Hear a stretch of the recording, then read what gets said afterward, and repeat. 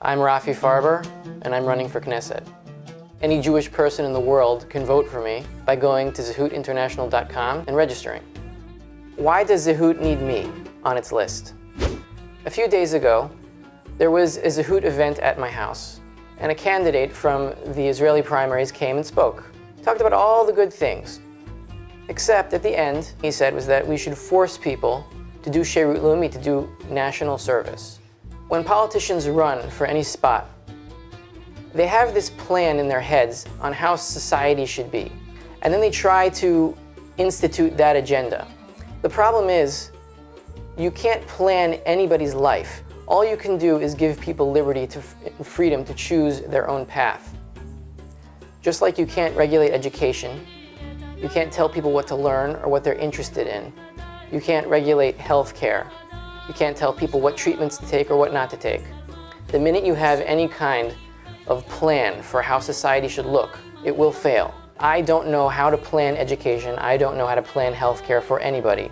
All I know how to do is to get government out of it. Zehut needs me on its list because anytime any government official or anyone in the Knesset, even from our own party, has an idea in his or her head that he can control a certain aspect of people's lives, even for the good, it's a dangerous idea.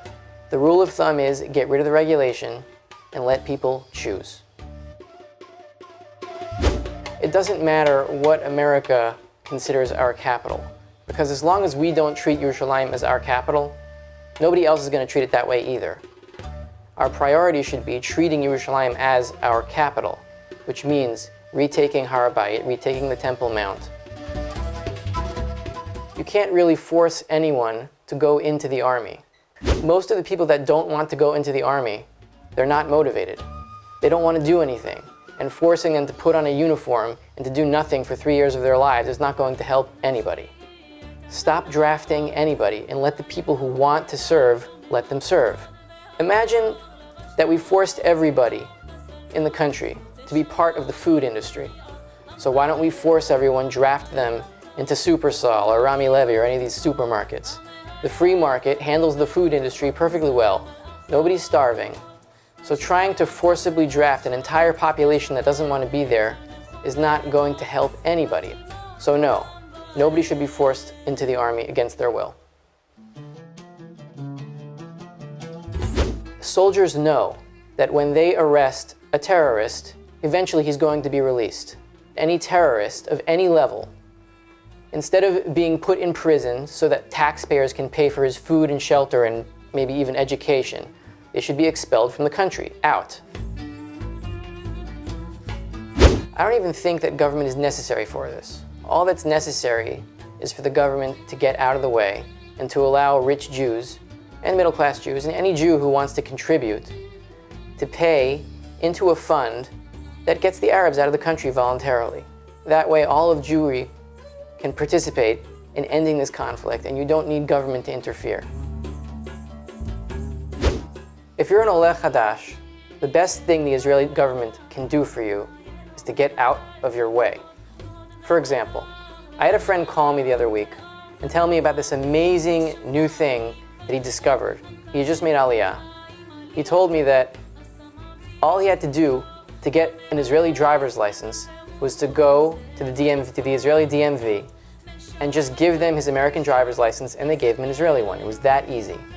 Now, when I made Aliyah, it cost me about 15,000 shekels in driving lessons and regulations and papers that I had to fill out and the time I had to waste not looking for a job, trying to get a license. And now, they've made everything so much easier. Just give them your American license and you get an Israeli one. Now, you don't have to get more money from the government as an Oleh. And I wouldn't vote for that either because I don't want to increase spending in anything. I just want them to be out of your way. If you make things easier, for example, for doctors to get their license to work in hospitals quicker and easier and cheaper, they can spend that time actually treating people. That's what you need as an Oleh. My policy on settlements is pretty simple. Allow people to build where they want to build, and allow the free market to determine if that property has value or not. Right now, if you're a terminally ill patient with cancer or any other disease, you're not allowed to try any drug that you want without government permission. If we were to pass a law that allows any sick patient, any terminally ill patient in the world to come to Israel with the government's promise here that they won't stop you, can you imagine how many lives would be saved? In the end, all I stand for is shrinking government in any way possible. I will never waver from this. I will never vote to increase spending or increase debt or increase regulations. It will always be shrinking, without exception.